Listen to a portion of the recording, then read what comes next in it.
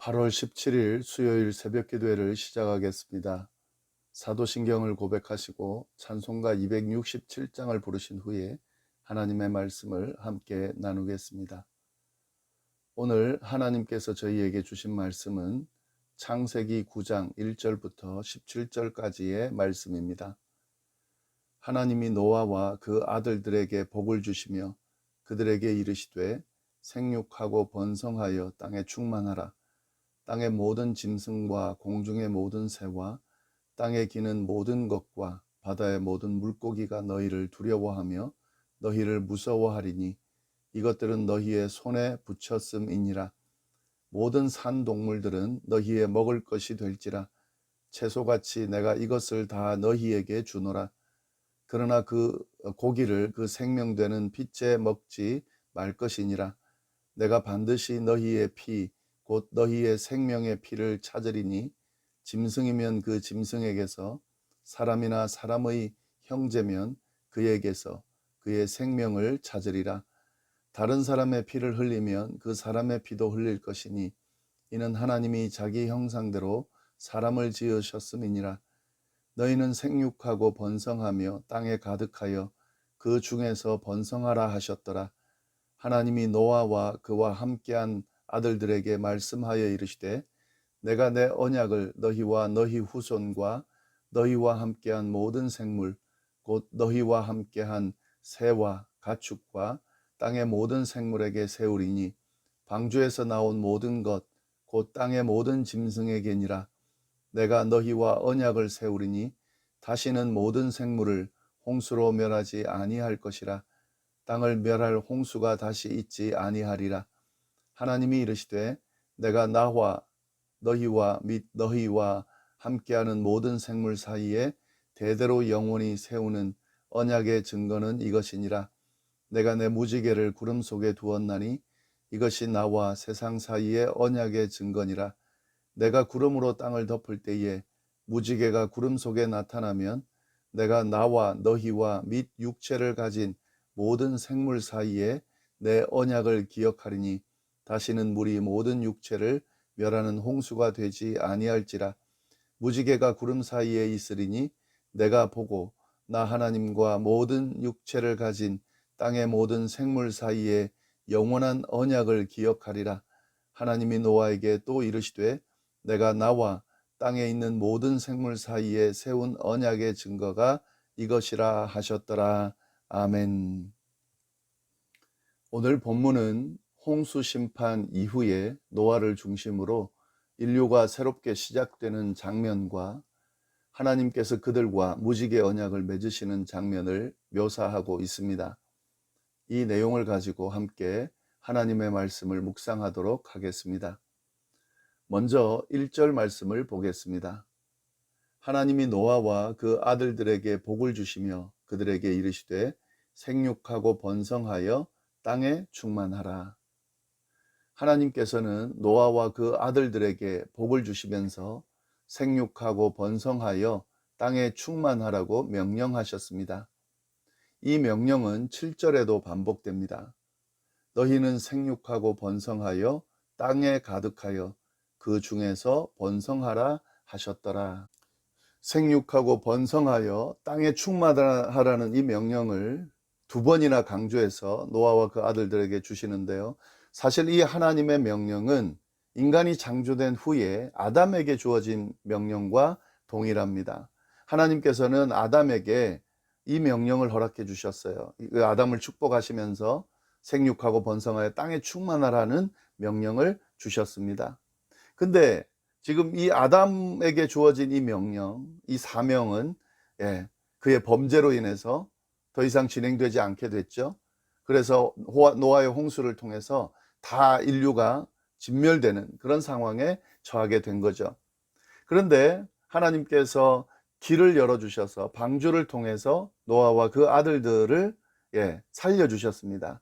그리고 그들과 함께 새로운 창조의 질서를 시작하고 계신데 그들에게 아담에게 주셨던 그 축복과 명령을 동일하게 주고 계신다 하는 거죠.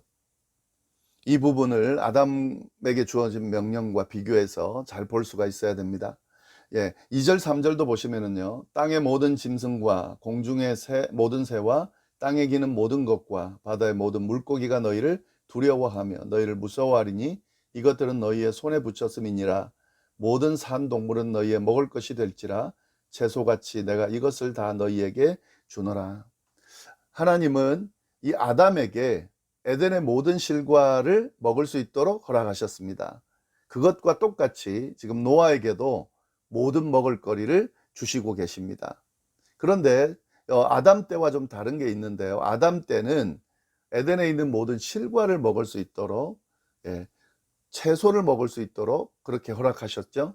근데 노아에게는 땅의 모든 동물들을 먹을 거리로 주신다고 지금 말씀하고 계십니다. 이것이 아담 때와 달라진 겁니다.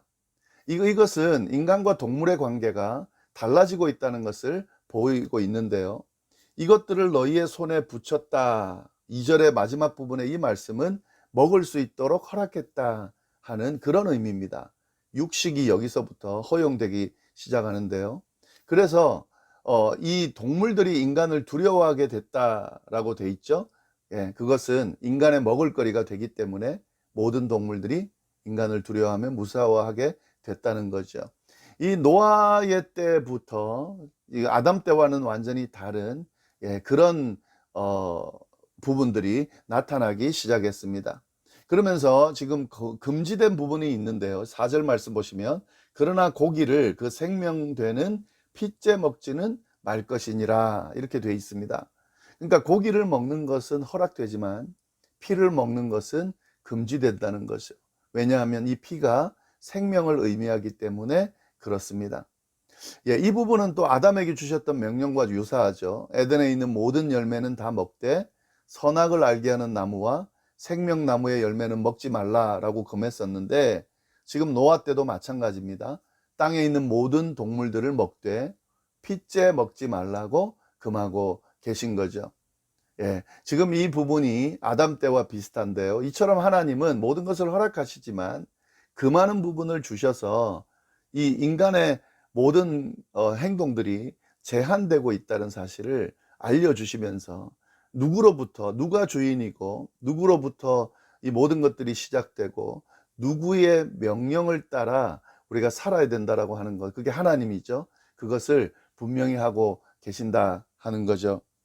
네, 이 부분은 첫 인류 아담 때와 동일한 상황에서 홍수 이후의 세대들도 그렇게 새롭게 살아가기 시작했다는 것을 나타냅니다.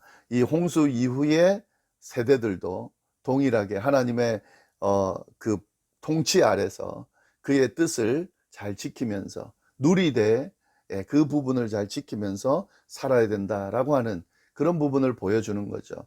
이 부분을 이 아담 때는 어겨버렸는데 노아 이후에는 잘 지켜나가야 되는데 어떻게 진행되는지 그 뒤의 내용들을 우리가 쭉 보면서 살펴볼 수가 있습니다.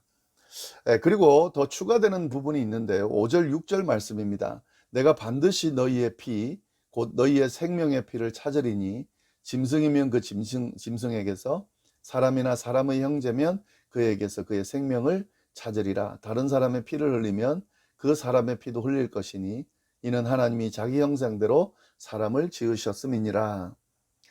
피 먹는 것을 금지하는 명령을 넘어서 피를 흘리게 하는 것도 금지하고 있습니다. 이것이 이제 처음 아담에게 주신 명령과는 완전히 다른 건데요. 피는 생명을 의미합니다. 따라서 피를 흘리게 하는 것은 생명을 해하는 것이기 때문에 하지 말라고 지금 명령을 내리시는 겁니다. 특히 사람의 피를 흘리게 하는 것을 금지하고 있는데요. 그 이유를 분명히 알려주고 있습니다. 사람의 피가 생명을 의미하기 때문에도 금지하지만 하나님의 형상으로 지음받았기 때문에 사람에게서 피를 흘리는 것은 금지되는 거죠. 이 사람을 죽인다고 하는 것은 결국 하나님의 형상을 파괴하는 것을 의미하는 겁니다. 그래서 이것을 금지하고 있는 거죠. 모든 사람은 하나님의 형상을 따라 지음받았습니다. 아담만 그렇게 지음받은 게 아니에요. 모든 인류는 하나님의 형상을 따라 지음받았습니다.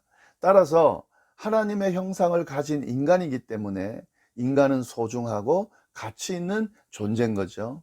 그래서 이 하나님의 형상을 가진 인간을 소중하고 가치 있게 여기는 것은 당연합니다. 차별하지 말아야 되는 이유, 함부로 대하지 말아야 되는 이유, 생명을 소중하게 여겨야 하는 이유가 다 이 안에 포함되어 있습니다. 이 하나님의 말씀을 잘 이해하게 되면은요, 오늘날 우리가 인간을 어떻게 대하고 어떻게 가치 있게 여겨야 되는지를 우리가 잘 알고 그렇게 대할 수 있게 되는 거죠. 이 부분을 잘 모르게 되면 함부로 대하게 되겠죠.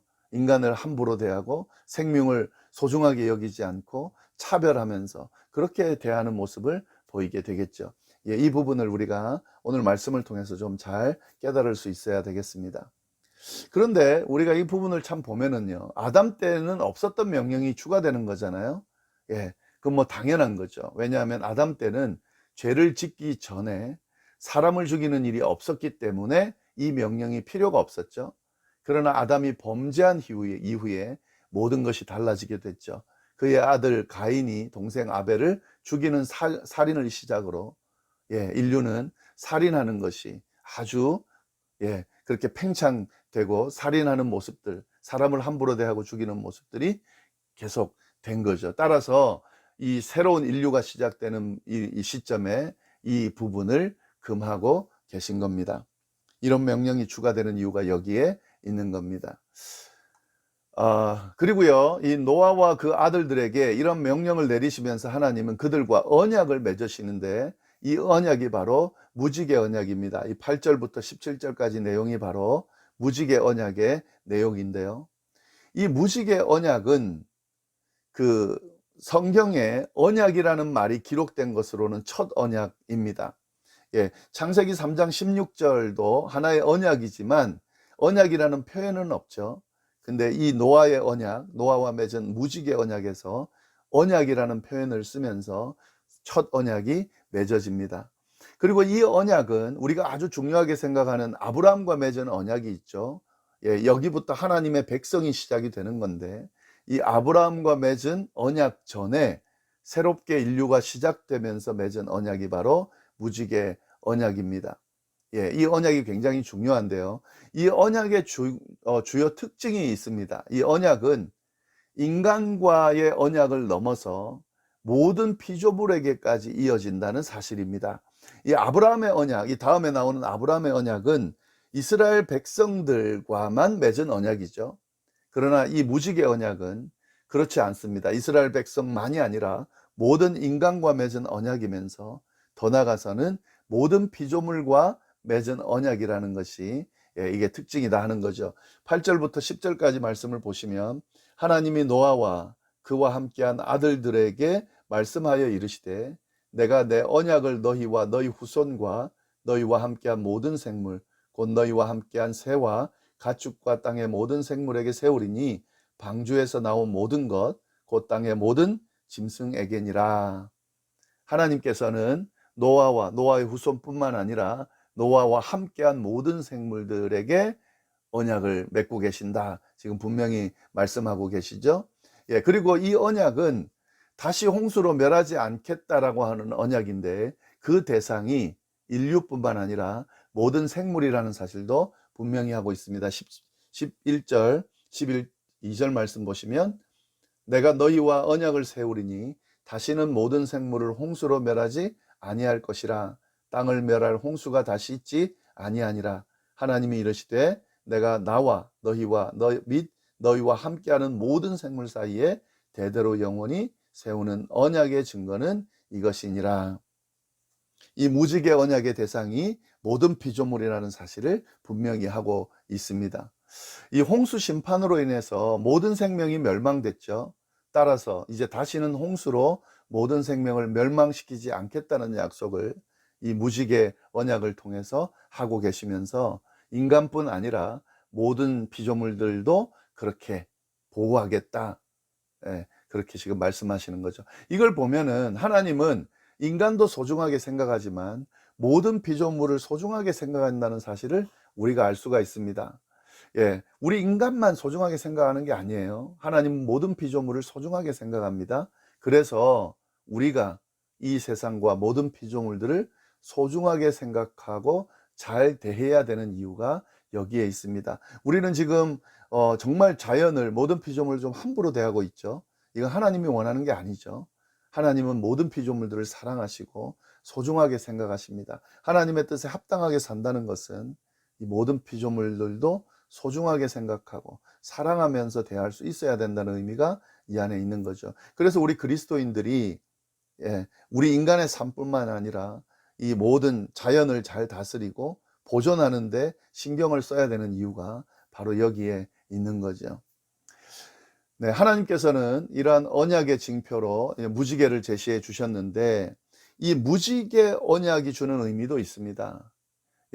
언약의 징표로 뭐 다른 걸 할 수가 있잖아요. 언약의 징표로 인간에게 뭘 준다든지, 인간에게 어떤 언약의 징표를 세운다든지 할 수 있는데, 하나님은 무지개를 통해서 이 언약의 징표를 세우십니다. 왜냐하면 이 무지개는 하나님께서 맺으시는 이 언약이 얼마나 신뢰할 수 있는 것인지, 또 영원한 것인지를 드러내는 징표이기 때문에 이 무지개로 언약을 세우고 계신다는 거죠. 무지개는 자연 법칙이죠. 이건 변하지 않고 계속되는 거고, 하나님이 아닌 다른 누군가에 의해서 지배당하지 않고 계속되는 겁니다. 그처럼 하나님께서 주신 언약도 이렇게 변하지 않고 다른 누군가에 의해 지배당하지 않고 계속 이어진다는 사실을 드러내는 거죠. 하나님은 이런 의미의 언약을 해주고 계신다 하는 거죠.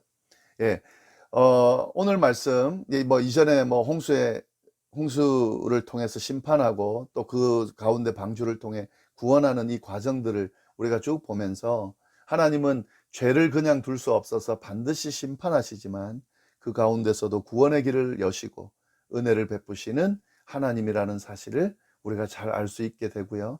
이러한 하나님의 사랑은 인류뿐만 아니라 모든 피조물들에게도 이어지고 있다는 사실을 우리가 잘 알 수 있습니다. 이런 하나님의 마음을 잘 이해하고 이 하나님의 마음처럼 사람들을 가치 있게 소중하게 대하고 또 모든 피조물들을 사랑하고 가치 있게 생각하는 마음으로 바라볼 수 있는 삶을 살아야 된다는 것이 오늘 말씀을 통해 우리에게 주시는 하나님의 말씀이다 하는 거죠. 이 말씀 좀 잘 정리하고 새길 수 있기를 바랍니다. 기도하겠습니다. 하나님 아버지, 감사합니다. 귀한 말씀으로 우리를 채우시고 또 하루를 살 수 있게 해주시니 감사합니다. 하나님이 가치 있게 생각하는 사람들을, 하나님의 형상을 담은 사람들을 가치 있고 소중하게 생각하며 대하는 그런 삶이, 모습이 우리에게 있을 수 있도록 인도하여 주시고, 그것이 인간뿐만 아니라 모든 피조물들에게 하나님의 마음을 가지고 대하고 소중하게 가치 있게 여기며 보존하는 그런 삶을 살아가는 우리가 될 수 있도록 인도하여 주옵소서. 감사드리며 예수님의 이름으로 기도드립니다. 아멘.